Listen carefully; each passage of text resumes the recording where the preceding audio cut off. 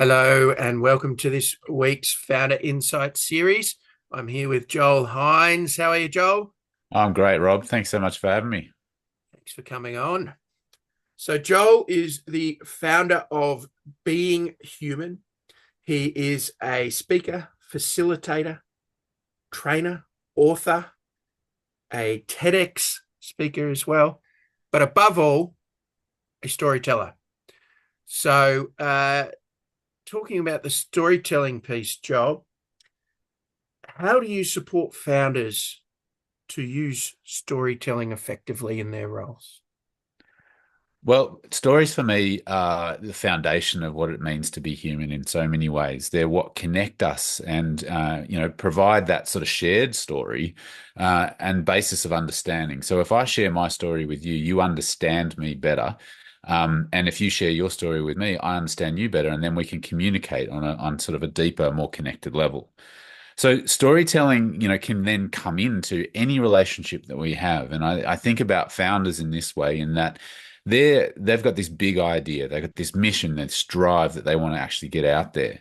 And oftentimes they're trying to attract money, partnerships, stakeholders, engagement in that idea. And what better way to actually promote that idea than actually tell the story of what it actually means to you?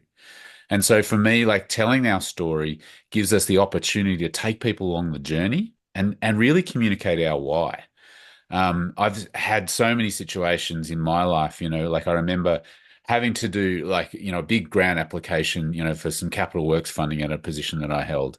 And, like all the facts and the figures and all the documents they all wanted, there was a committee, and it came down to actually telling the story of why I actually wanted to do this thing and what it actually meant to the people that, were going to be impacted by this capital works, when it actually happened.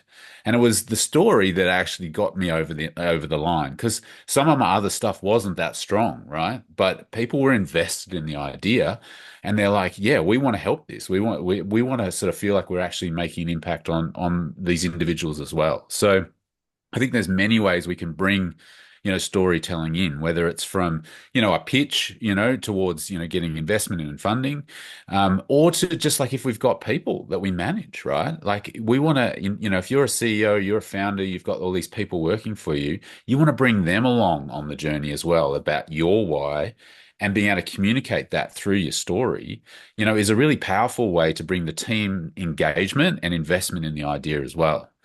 So stories, have a real power, with, in a multitude of different ways. Yeah, it's interesting you say that about the team and how important it is for the team to believe in your why as a founder. I actually have a story around that. Um, I worked for a startup, and they had a initial product that they were really invested in.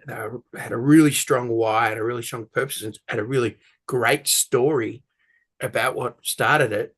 And they, after about 4 years, it got to a point where they thought, well, we're starting to get a bit of churn now. It's starting to, we need to have a different, we need to Mm, diversify. yeah, And rather than think about what else are we passionate in, they thought about where's the money. right. And they went down a path that they didn't have any experience in, and they didn't have strong why. And an employee came in, and in their first 3 months, they spent time going, well, what is your why? Why are you doing this? Yeah, What is the why behind this? Because they're struggling to connect, struggling to get customers and new prospects engaged with the product. And they said a why, but it was all around making money. yeah, yeah, It had nothing else behind it, and that just didn't connect. So that's a prime example. I really resonate with that one that yeah. you gave there. So thank you for that.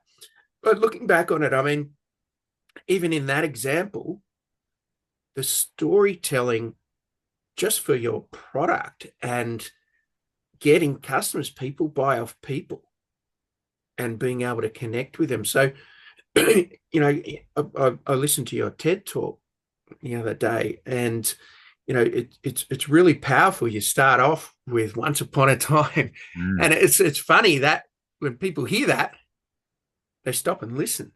yeah, a really strong icebreaker. Yeah. Can you tell us a little bit more about the story behind the TED Talk and what brought you into storytelling and the founding being human in the first Yeah. place? Yeah. So interesting story on that. So when I did the TED Talk, and then I had to celebrate, went with my family, for a little lunch out afterwards, and there was a couple of people that had actually been there at the talk. And this person sort of said similar to me. It was like as soon as you said once upon a time, I was in. Like, and it's amazing what kind of a hook and automatic response that has in us. It takes us back to a time that, perhaps we were, listening to our parents tell stories to us, or, our grandparents, or, those sorts of things. The fairy tales all sort of started with once upon a time. And it is a really powerful way just to bring people in. And it's a methodology that can be used even in a corporate business or kind of a world, right? Because what we're trying to do is disrupt people's thinking. If I just get up there and blah blah about my charts and my figures and all this sort of stuff and the features of my product and all that kind of stuff, people aren't going to kind of be bought in unless there's something that piques their interest. And so, like, how can we create that hook or that provocation? And once upon a time is one method, but putting the audience into the story enables them to actually feel invested in it. So, that's sort of I guess, a key aspect of what I do with my storytelling. How I got into it, I suppose, was the last sort of probably 10 years I've been, working, largely with people around connecting and understanding their emotions and understanding their sort of emotional intelligence, and really sort of trying to build those foundational human skills that people have, and worked for a number of different organizations. And where it came to was being human kind of was I was working in sort of gendered environments. So, working largely with men and boys. And I was sort of like, I want to bring this, the stuff that we're doing here, which is really powerful stuff, and translate it more into the corporate and the business world. And so the idea of being human, where, it could be, universal, because stories are universal, they're gender neutral as well, right? We can all connect to a story, particularly if it's based on our own human experience. And so for me, like, being human is all about creating experiences where people can connect more deeply and understand each other better, and provide, I try and provide training in the tools to be able to enable others to do that. So the work that I do with founders and people leaders and those sorts of people is develop facilitation skills, and storytelling is one of those skills that is really critical, I think, in building relationship and helping people connect more. Yeah, and you mentioned at the start that one of those uh, things that founders can use that skill for is when they're pitching. Yeah, And I I think it's really key to, as you say, hook the investors, because they would hear 80 to 100 pitches a month, some of them. So you've got to stand out. yeah, And yeah. if you're able to stand out with your storytelling, so what are some of the tips that you give to founders to incorporate storytelling in that short period of time that they have to do a pitch? Absolutely. I think that there's three key tips that I use, often in almost sort of storytelling workshops and trainings. And the first one is know your audience. You've got to know who you're speaking to. And so how can I, tell a story, or bring an example in that's going to relate to that audience? If I'm speaking to teenagers, it's no good me talking about parenthood, right? Because they're not going to get it. It's not going to be relatable to them. But if I'm speaking to them about my own childhood or teenage experiences, perhaps there's something that they can relate to. So if I'm pitching, to a group of investors, like, what's their reality? What's their life like? And what is my idea, going to bring into that? Like, what's the story piece that might just hook them in? And that leads on to the second point, which is connecting emotionally. You've got to bring the emotion up in people. So it's like, we talked about why at the start of this conversation. It's like the reason people connect to a why is because it triggers something. It's whether it's joy, sadness, whether it's, fired upness, like, it's like, well, how can I stimulate some emotion there? And connect. That might mean me being authentic or vulnerable, in terms of, my experience that has led me to this new idea or whatever it might be. And then the third piece is like being really clear. Like, clarity is really essential, and that is being clear on the structure of the story and clear on the message of the story. Which comes back to that kind of why piece. So know what story you're going to tell, who's your audience, and then, how are you going to deliver that in such a way that it's really clear and makes sense as to, say the pitch or wherever you're going with it, the reason for doing it. Yeah, so that's the why, be authentic and vulnerable, and be clear and provide clarity. So I think all three of those are key. If we drill down into that middle one, though, I see that as being one that could really stand you apart Mm. because when you get up and you pitch to investors, you're really scared and you want to put your best foot forward. Yeah, So you kind of want to hide. Like, as a founder, you may be tempted to hide your vulnerabilities, hide the areas that you're uncertain about, but it may stand you out if you go, look, I know this is not my strength, but this is how I'm looking to cover it, or something like that. yeah, yeah, As an example, where that middle piece can really perhaps stand you out from the rest who don't absolutely. want to talk about their vulnerabilities. Yeah, yeah. Yeah. That authenticity piece for me, Rob, is such an important key point for anything that I do with my facilitation, with my training, all that sort of stuff, and the storytelling. Because um, we if I think of myself in the position of an investor, right, and I'm getting this person coming to me pitching.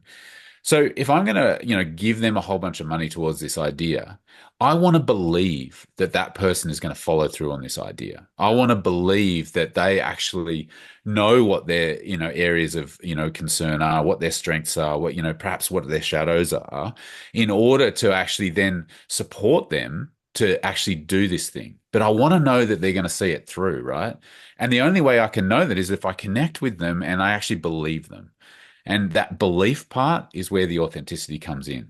If I stand up there and as sort of the pitcher and sort of say, I've got it all sorted out, I know where I'm going, I know what I'm doing, that's great. But like, I love that enthusiasm, etc. But what about when the times are tough? What about when, the thing's not selling or it's not scaling or, like whatever it might be? Like how are you going to show up then? And then do I know as an investor, has that person got the people around them to support them if they need? Yeah. Yeah. And so often as a founder, it's really tempting to get the people that you like around you that agree with you Yes. rather than the people that you have arguments with and challenge you on what you want. But Yes. it's the challenges that you want to get around you. And that's what founders will be looking for. Yeah. You touched on the bit there about people want to know you and connect with you.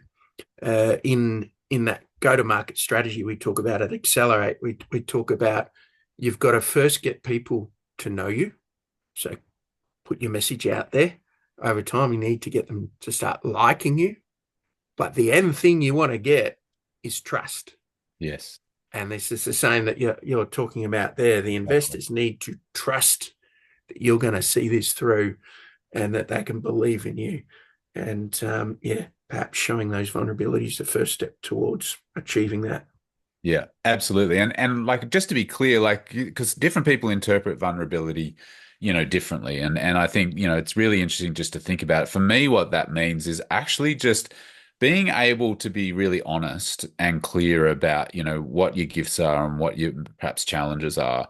And the realness of, if you don't know, say you don't know. It's like, Mm, I think gone are the times where, leadership was about having all the answers. It's about, I don't have all the answers, but I've got this team here that can support me. And I believe together, we can bring what we need to, in order to collaborate and find the best solution or, whatever it might be. But, that sense of, actually just sharing the piece of sometimes we're unsure, sometimes we don't know. And, it's not a crack in the armor. That stoic kind of, stereotype, I think is starting to kind of dissipate and not be as, honest and open as, and doesn't work, I don't think, as much as it used to.